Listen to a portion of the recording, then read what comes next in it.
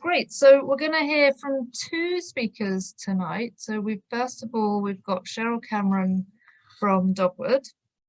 So Cheryl came to climate activism through her volunteer work at her kids' school. And as a mother of three, she became gravely concerned about climate change and started volunteering with Dogwood 10 years ago, which was then focused on preventing the expansion of the Alberta oil sands by stopping pipeline construction. And Cheryl has a deep love of the BC coast, having worked on commercial salmon fishing boats to pay her way through university. And she lives and works on the unceded territory of the Lekwungen people in southern Vancouver Island. So thank you, Cheryl, for joining us. And then I'll just introduce the second speaker, so I think you're going to roll right on after each other. So then we'll also hear from Dr. Laurie Adamson, who's an emergency physician at Salmon Arm in BC. So Dr. Adamson's been an ER doctor for the past 8 years after training in family medicine and emergency medicine, and became more actively involved in CAPE last year as the climate crisis started to bring a large number of patients into the ER room with lots of climate-related illnesses. And her main project has been this one around the FortisBC curriculum, and she's been lobbying the Ministry of Education to ban fossil fuel promotion and corporate advertising in schools. So thank you both so much, Cheryl and Laurie. We're really excited to hear a bit more and learn more about what we can do to help this campaign. And yeah, I'll hand over to you guys and then we'll come back for questions afterwards. Fantastic. Lorna, thank you so much. It's just, it's really a pleasure to be here tonight. It's a great opportunity to meet some of you fantastic parents working with for our kids. Couldn't be happier than to see this organization expand across the country. United, we're so much stronger, and we were talking before everyone got on the call tonight about how great it is to have such fantastic allies, including those at CAPE, and it's wonderful to be here with Dr. Laurie Adamson for this presentation. So as you know, tonight our topic is FortisBC's Energy Leaders Curriculum Connected Learning Resource, which has been approved and is being used in K-12 classrooms and has been downloaded thousands of times. So I'm going to go ahead and share my screen now. Hopefully you'll all be able to see the slides. And if you'd like to, of course, you all know how to use Zoom, I'm sure, but if you'd like to not have all those faces on the side, you can just put in speaker mode, whatever you prefer. So the basic question is, who should be teaching our kids about the impact of energy sources on climate change? So surely not the province's largest fossil fuel provider, who is Fortis. So let's start with just a bit of context about the role that natural gas plays in driving emissions in BC. We like to call it fracked gas because there are a lot of people who don't understand that more than 80% of the gas that we use now is actually from fracking. There's very little so-called natural gas. It is all, we have to access it by fracking, which is of course it's an extreme and very energy intensive process for extracting gas. So many people are surprised to hear that the emissions from burning natural gas in buildings account for more than half of the total carbon pollution in our cities, and are greater than for transportation sources. So it's you know, I think most people when they think about emissions, they think about cars and trucks and, you know, things that we can actually see in the air. But there is just a lot that's coming from the so-called built environment, and the majority of that is heated by gas. So these emissions from buildings have been rising also by 11% per year over the last 3 years. So, and in southern BC, one utility, which is Fortis, has the monopoly to sell and distribute gas. So that's why Fortis is such a, Fortis's expansionist regime is such a concern.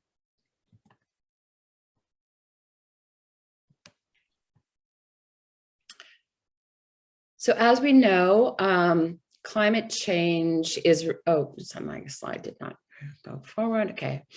As we know, climate change is a reality. We're all here for that reason, and its causes have been proven. So it is a disservice to teach our kids a very narrow view of energy, omitting the key relationship between the extraction and the use of fossil fuels and climate change. So Fortis's curriculum clearly states, and you'll get a lot more detail from Lori, that we need to use natural gas for heating our homes, our hot water, and for gas cooking ranges. But the fact is that there are efficient zero emissions alternatives that should be being used. And certainly at this point, we should be teaching our kids about those alternatives. The curriculum that Fortis has put together focuses on fossil fuels as our primary energy sources and excludes the many clean energy alternatives that we should be transitioning to. So corporations providing curriculum is just generally a bad idea, as their primary objective, as we know, is to maximize profits. So they're presenting themselves as trustworthy leaders and community members. And we've seen this, over and over again. Before we started on the call, we were talking about in provinces like Alberta that identify as having oil and gas being a major driver of the economy. Those companies play a major role in forming curriculum, even at the university level. And now we're seeing it in our grade schools. So there is, did I slip just a sec, sorry. So you may or may not be aware of Fortis's most recent, I think I might have missed a slide. Yes, I have, sorry. So as we know, no, we've already done this. Sorry, guys, my first time running through this. It's normally my colleague who does this presentation. So Fortis has a track record of fighting action on climate change here in BC. So it's a little upsetting to when you realize that Fortis is a member of an international consortium whose mandate is to combat electrification. So across North America, gas companies are seeing that progressive cities are moving to ban gas in new builds and really trying to combat the chunk of emissions that comes from the built environment. So they're not taking this lying down. They have a consortium that has a mission, as shown here, to create effective, customizable marketing materials to fight the electrification and the anti-natural gas movement, which is kind of what we do. So this is a problem. Fortis also provides rebates to installers and suppliers to encourage them to recommend and install gas appliances. So when a homeowner asks a technician for advice on alternative energy systems for their home, they may not be receiving unbiased opinions. And in addition, many municipal councils include so-called energy advisors, and these energy advisors are being paid or partially paid by Fortis. So, of course, municipalities who are often starved for funds are happy to have these knowledgeable energy advisors on their, at their disposal, but unfortunately, they're very biased, as they would be being paid by a gas company. So even though where these energy advisors may be able to advise a lower emissions approach to things, they will never be advising to abolish the use of gas because of their vested interest. So yeah, so this is we in a time when we should be encouraging phasing gas out. This is really a concern. So next thing that's come along, especially this has been a big thing in the city of Vancouver because they've been so ambitious about trying to ban gas in new builds, and they do have a very ambitious climate plan. Fortis has come up with this great plan to announce that renewable natural gas is an alternative for homeowners.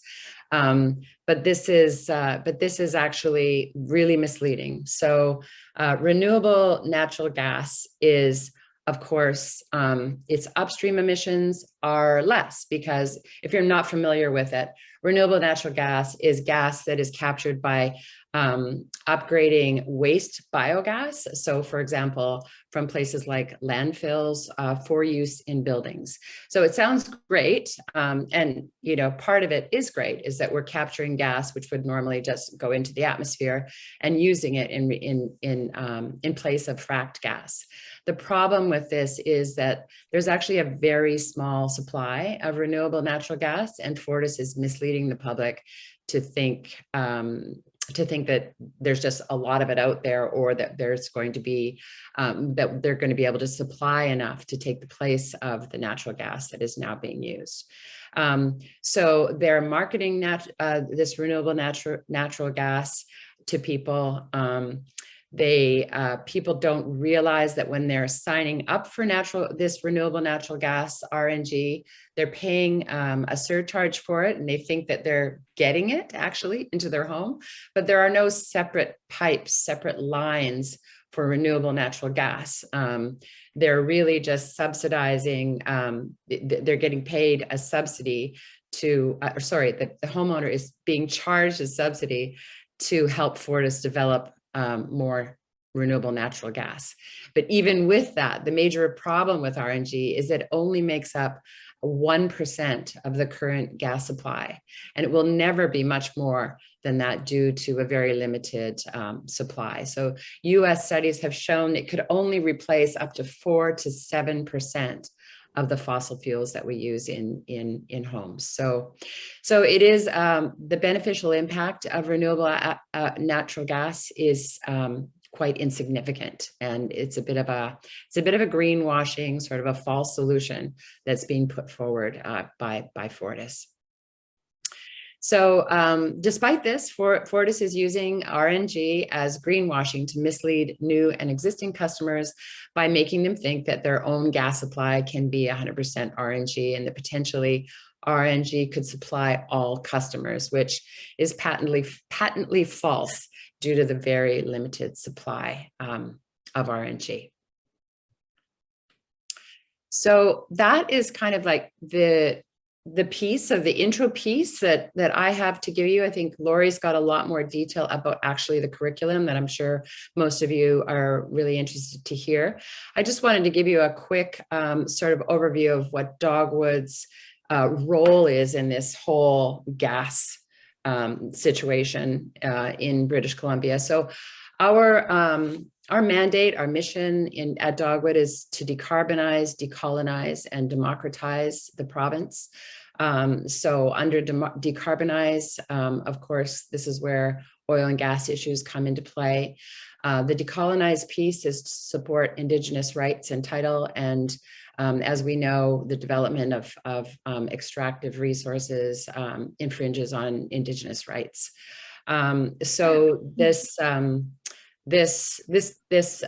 campaign that we're running, called Beyond Gas, ties these two together.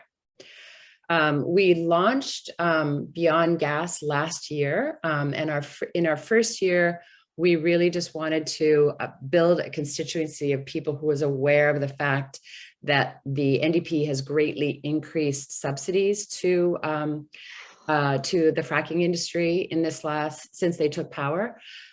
So we did that. We used those people to pressure the government, and they've given us a royalty review, the results of which we're about to hear any day. So it should be effective in rolling back some of those subsidies. So that was a sort of step one in our Beyond Gas campaign.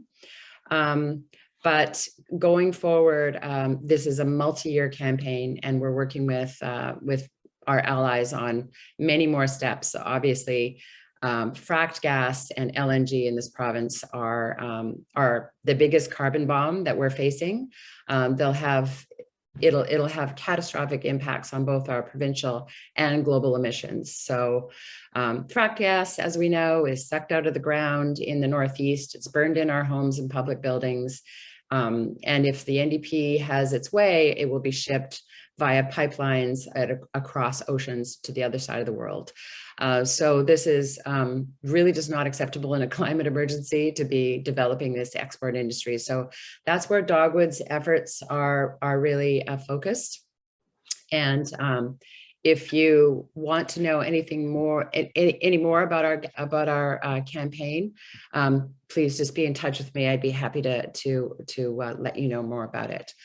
We will be, we've just joined forces with STAND, Wilderness Committee, My Sea to Sky, and CAPE to launch a new campaign starting this year. Again, it will be multi-year, to end fracking. We don't know whether we're going to call it end or stop or ban, but we're focusing on fracking, because if we can raise awareness about the dangers of fracking, environmental, Indigenous rights, and so on, just revolving around fracking, it'll help. It'll stop the LNG industry that the province is bent on expanding.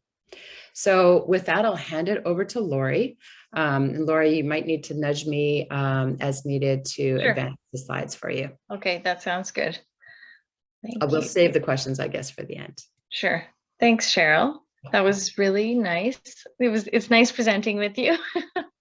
So thank you for the background information. And I was just thinking as you came to the conclusion there that for those who don't have a lot of background knowledge on natural gas, some of the CAPE members have developed a website called unnaturalgasorg. .com. I better check. Oh, there's so many websites. Hang on. I think it's org. Let me just check real quick because I don't want to get that wrong.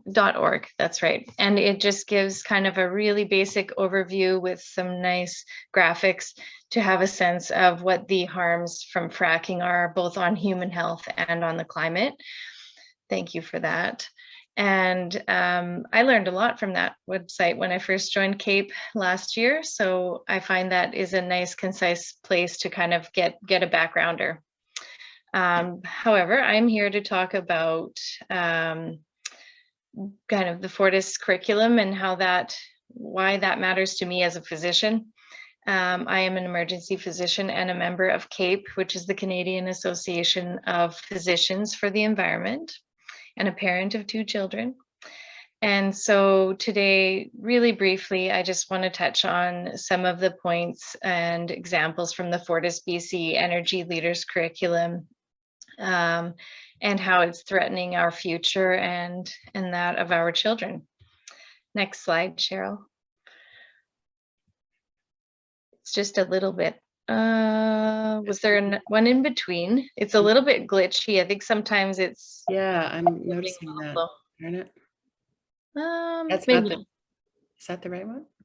Is there one? Maybe go to the next one. My thing's not. Oh, okay, we'll just go back to the last one. Okay. So I'll just kind of briefly explain sort of the background in regards to healthcare and emergency medicine. So last year in the ER here in BC, we were already pretty overwhelmed with COVID. And then that really took a back seat suddenly when climate change became the huge emergency that we were dealing with, actually. And as we saw the heat dome in late June, preceded by and followed by a lot of wildfires in multiple areas, a lot affecting the interior region, we dealt with massive numbers of patients flooding in the ERs and multiple hospitalizations and deaths. With wildfires, we saw smoke inhalation, severe exacerbations of lung disease, burns and heat injuries, and many, like thousands of people displaced from their homes and communities on evacuations. So in my community of Salmon Arm, we saw many people evacuated from other regions. Basically, everyone was just taking turns skipping around, trying to be evacuated in another community until that community was evacuated, which was very distressing for people. And it really upturned everyone and had some impact on their health being away from home and being in the wildfire smoke. The extreme heat dome led to over 850 heat-related deaths in 5 days in BC in late June, and thousands were hospitalized due to heat-related illnesses. The deaths are a small fraction of the number of patients that we saw, and many people were saved, obviously, but this was just a huge wave of patients coming in. This was followed by then, leading into fall, some of the flooding and landslides. People are again displaced, and some permanently, from homes. And there were also highway traffic accidents due to the high volumes of traffic streaming out of those communities on the remaining roads once highways were wiped out. And we saw a number of those kind of scary situations and unfortunate tragedies, and you just can't imagine the ripple effect of all of these events.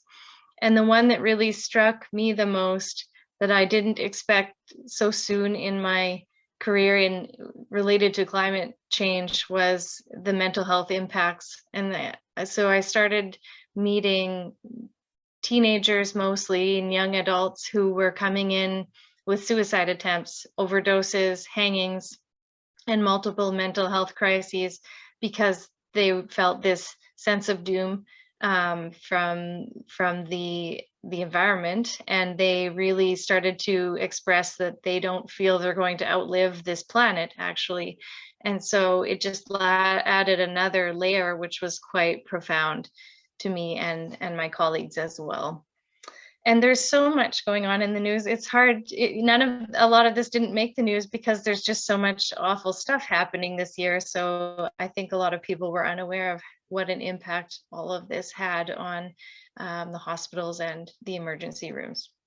So meanwhile, the slide we have up here, in the background, FortisBC was still working on strategies to keep the natural gas flowing despite the imminent threats of climate change and the obvious impacts that fossil fuel and methane emissions are having on our climate. They created this K-12 curriculum, which consists of many thorough lesson plans for children. There are even distance learning options and French immersion options. They're very comprehensive lessons with videos and slideshows, presentations, and student projects. Once teachers sign up, they can get further supplemental materials, even though there's lots on the website. If you'll actually commit to signing up and putting your email address in, you'll get sent kits. So you have materials to carry out the experiments and so on. So I think there were over 2,000 teachers had signed up by spring of 2021, and over 35,000 lessons had been downloaded, and that was kind of just mid-pandemic. These lessons outline all of the curriculum competencies for teachers to make it real easy to use. It's flashy, it's attractive. I've talked to a number of teachers who are my friends, they've used them. And they even script what the teacher should say to the students as they present each single slide. And as they carry out each lesson, they are given a script of what to say. And the website states, I think you can see here, it's a bias balanced curriculum. And I think that's, in my opinion, a pretty misleading statement. I'm not an educator per se, but I have spoken to a number of different school divisions and educators, and they would agree that the bias is evident. Okay, next slide there, Cheryl. So when I heard about the Energy Leaders FortisBC curriculum, I was like, well, surely people aren't using this. And I kid you not, 2 days later, my son Luke came home with his first lesson. So this is him. He's in French, and they have their lessons even in French. So he came home with the first one 2 days later, and then I started to see more of them. And some of them, like this one, are kind of, they're not really in your face about the natural gas, but there's always natural gas in there. There's the branding, the logos, and always a natural gas fireplace or a natural gas furnace. As he went on to have other lessons, it was more obvious. the states of matter, solids, liquids, and gases. All of the examples of gases were natural gases. So it kind of lit a fire for me to get on this campaign, and that's why I've been involved ever since that day. Next slide. So I'll try to be, I've been concise in this lesson or in this presentation, but I'll try to give some real highlights. So these are quotes within the curriculum, which I have reviewed. So a grade 7 lesson states, greenhouse gases occur naturally, and the greenhouse effect is a natural process, which is generally a good thing for humans. Next slide. Without the greenhouse effect, the Earth would be much colder than it is now, and we wouldn't be able to live here. Next slide. Which was certainly true, as we set record-breaking temperatures in late June, and 5 days later, Lytton burned to the ground. So they definitely felt the greenhouse effect, and I don't think that that was needed. Next slide. So the website states the lessons are developed by BC teachers and based on BC's current curriculum. They are very inviting lessons and very easy to use by teachers and parents. However, they promote and normalize the use of fossil fuels. And the biggest problem is that they omit alternative energy resources. It's basically the omission of information and the misleading of information that is, I think, the biggest crime here. And even some of the lessons encouraging a future working with FortisBC. Next slide. In kindergarten, it's all about repetition, and the Energy is Awesome modules familiarize kindies with natural gas. They learn what a meter looks like, where gas comes from, and how we need natural gas in our day-to-day lives. Next slide. Kindergarten students learn how to identify a gas leak and what to do when they smell gas. This is meant to be a science lesson, but instead uses repetition numerous times to advertise natural gas and FortisBC several times in a page. Next slide. This is an example of kind of a lesson, what am I trying to say? An overview of a lesson for the teacher for a grade 1 science lesson. There's no science being taught in this grade 1 lesson. You learn about gas meter safety, how to call before you dig, and what a legal right-of-way is for FortisBC. I can't understand teaching legal right-of-way to grade 1 students for the purpose of FortisBC, for the benefit of FortisBC. And I wonder how many 6-year-olds need to learn how to call before they dig. Next slide. In the grade 1 glossary, the advertising is very bold. As you can see, every single term is about gas. There's a heavy focus on FortisBC, and they even give a definition of their company, as I've outlined here. But it's really in your face. Pipelines, natural gas, gas meter, FortisBC. Next slide. In grade 2, they learn why we need natural gas in our day-to-day lives, and how we would not be able to function without it. Next slide.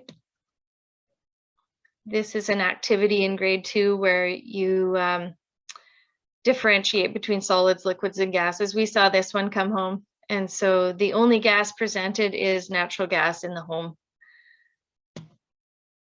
There is a point, I don't have a slide here, but there is a point in one of the later years which likens natural gas to oxygen that we breathe, saying when we breathe in oxygen, it's a gas also, which is a healthy gas. Yeah. Next slide.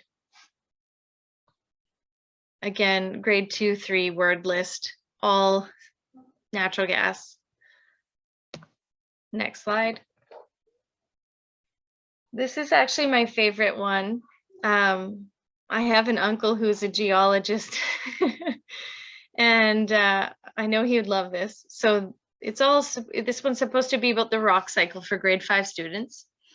So in this infographic, we can see tiny plants and plankton, phytoplankton and plankton, and these have created the layers of sedimentary rock.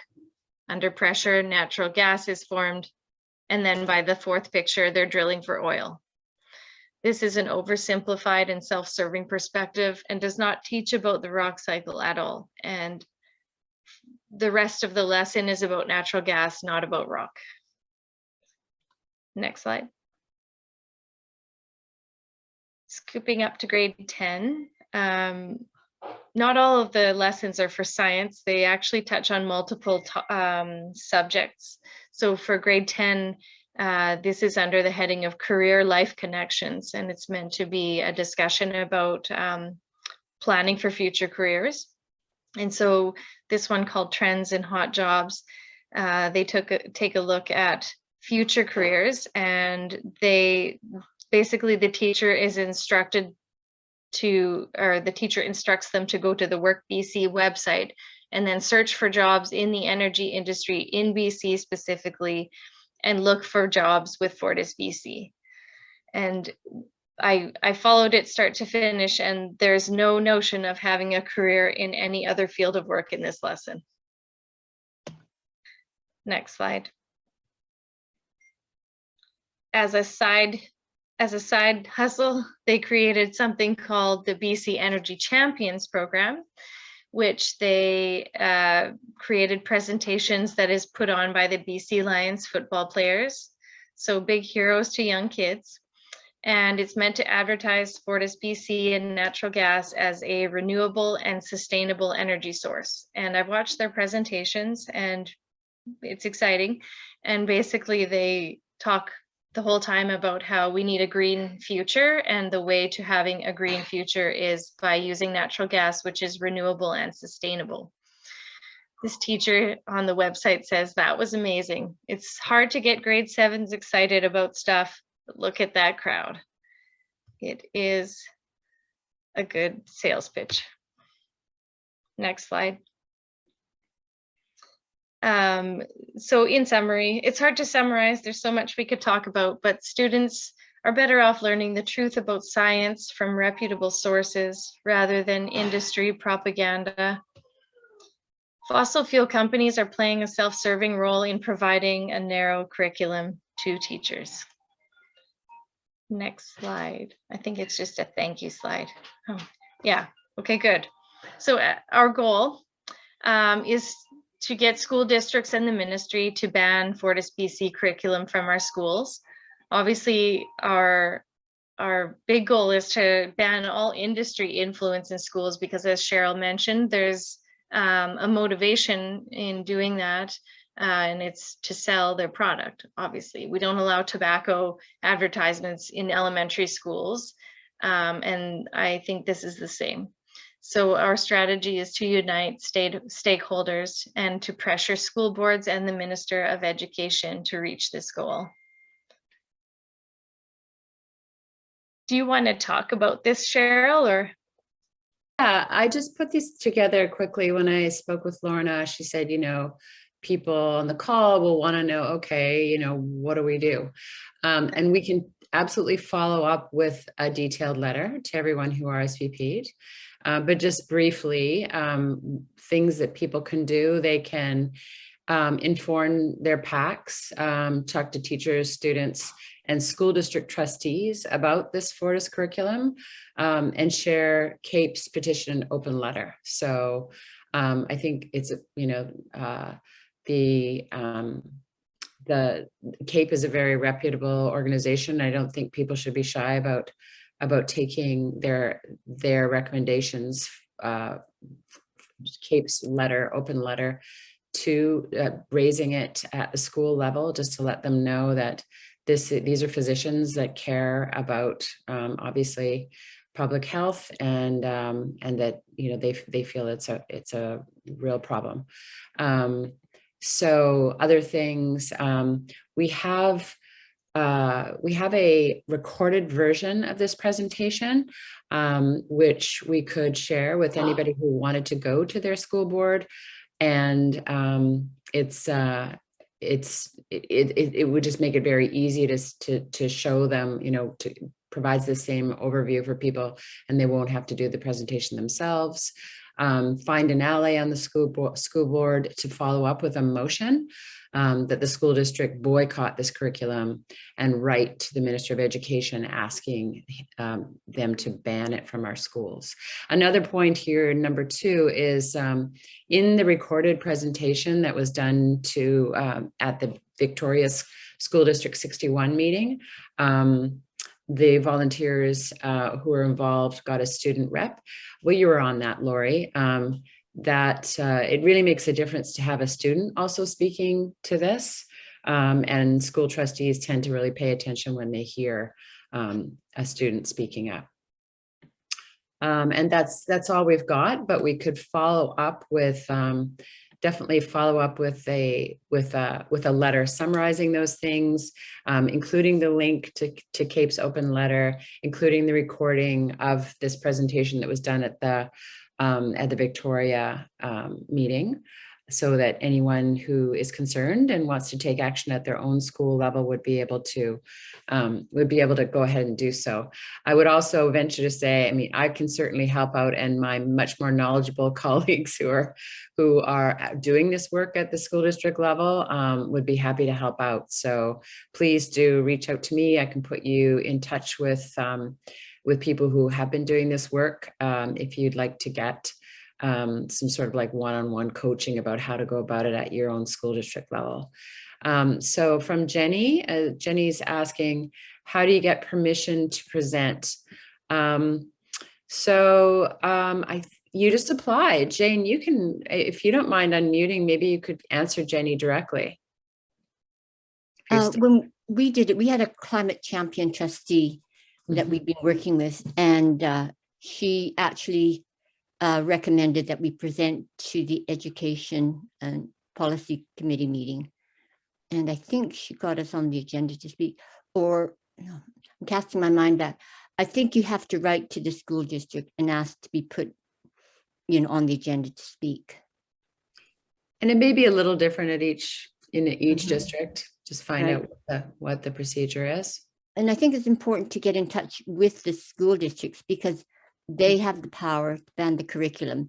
The ministry is saying that it's up to each school district to decide what curriculum they're using. Mm-hmm. Yeah. I know, they wash their hands of it. Yeah. So I was just going to address a couple of the earlier questions there. Ruth asked, has the Ministry of Ed been asked about this? And if so, what is their defense? So we contacted the ministry shortly before we sent our open letter. She did have a conversation with a couple of our committee members on very short notice, unfortunately, which with less than 12 hours notice, but I happened to be on a plane, so I couldn't attend. But she was interested, the Ministry of Education, the Minister of Education being Jennifer Whiteside, when I say she, they were interested in knowing more about it and said they wanted to gather more information. And so it was sort of an information sharing session.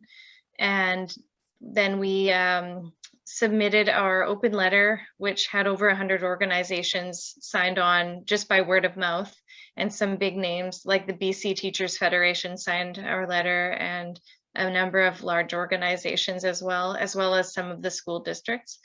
And we've been trying to get a follow-up meeting since, and we haven't really been able to arrange one yet, but we're still hopeful that they will set up a meeting with us.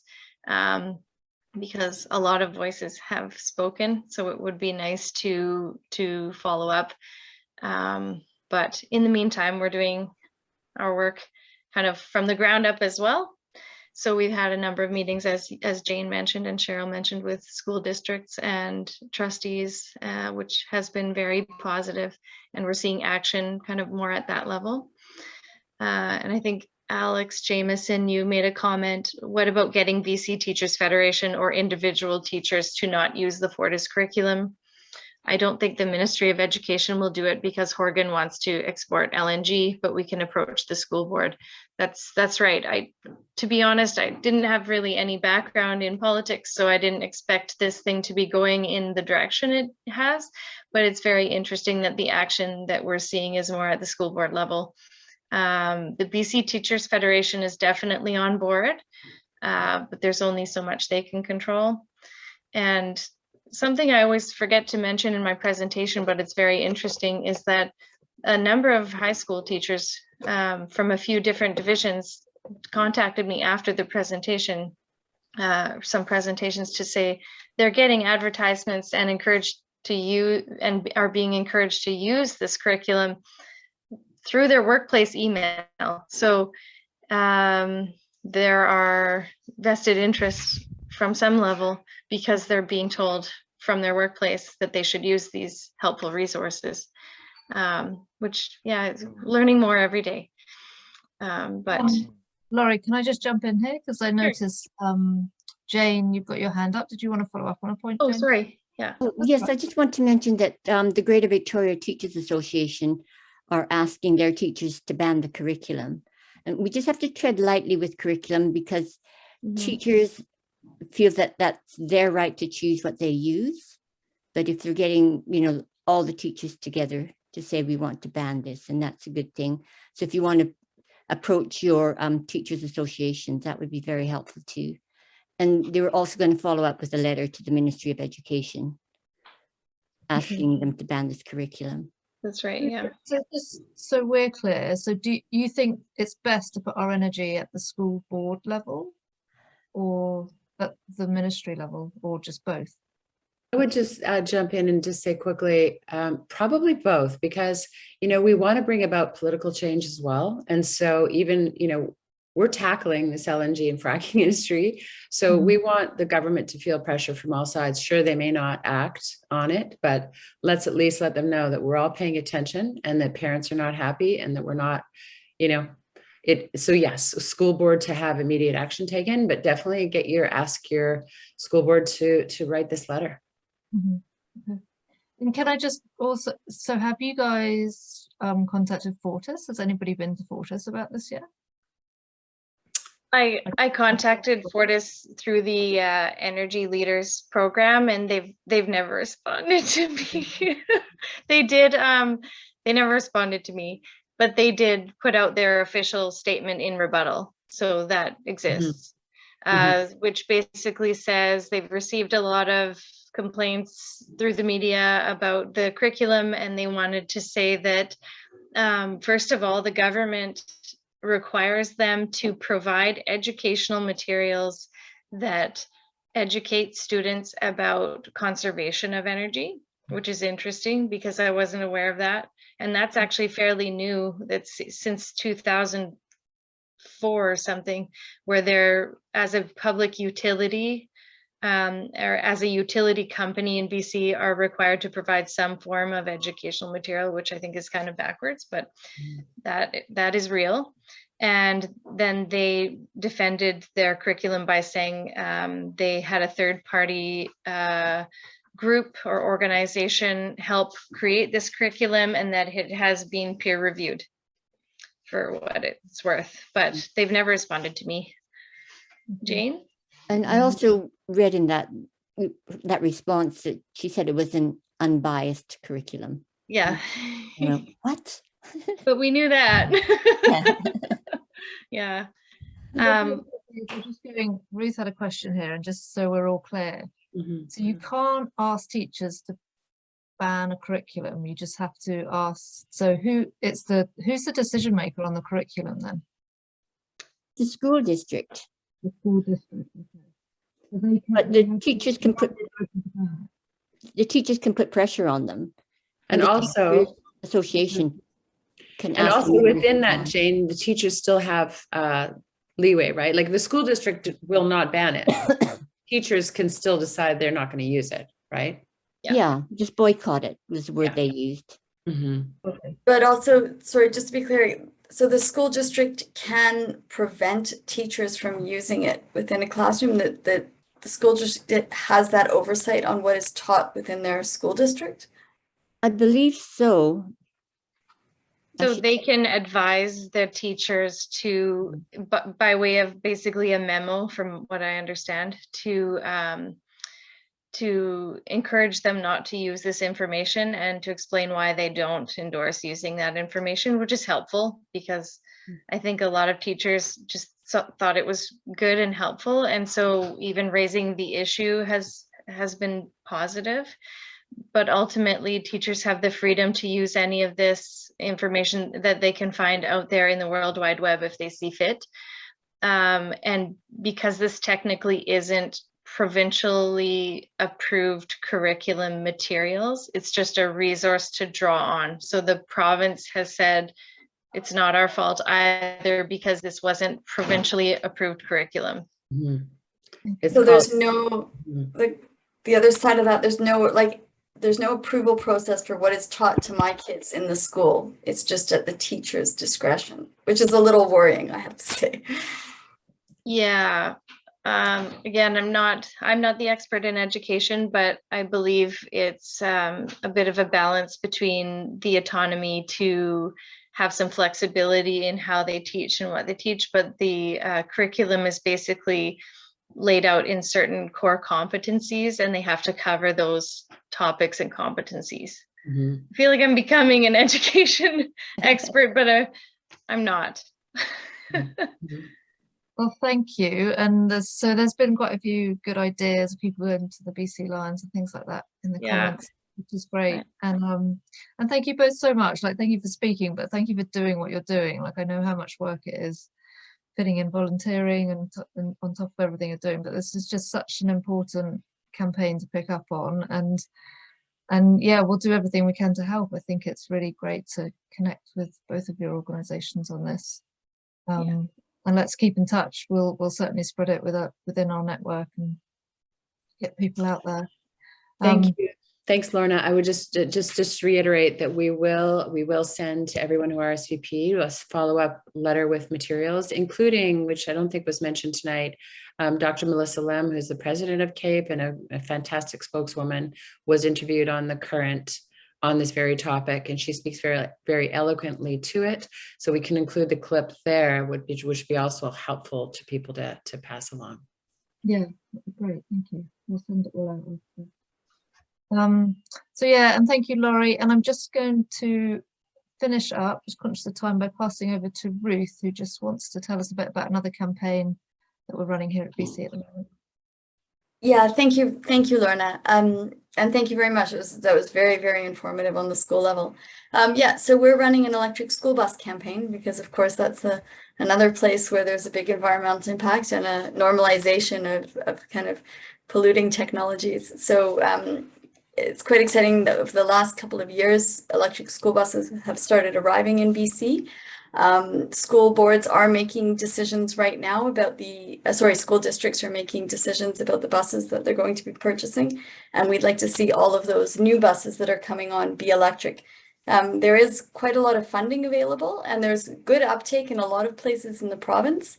But there's also a little bit of hesitancy is what we're seeing. Some school districts are kind of watching other school districts. They're trying one or two. But we'd really like to see that all new buses are electric. And of course, that's a great learning opportunity for kids, as well as, being extremely important for their health. We all know diesel is very polluting, and kids are especially vulnerable to air pollution because of their smaller body size and developing lungs. And of course, there's the climate impacts of the diesel buses as well.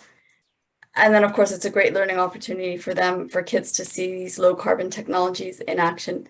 I'm holding an information session tomorrow night, which you can find on our website. I'll just put the link in the chat. The link's gone up to the page on electric school buses in our website. So if anyone is interested in learning more about that, please come to the session tomorrow. Great, thank you so much.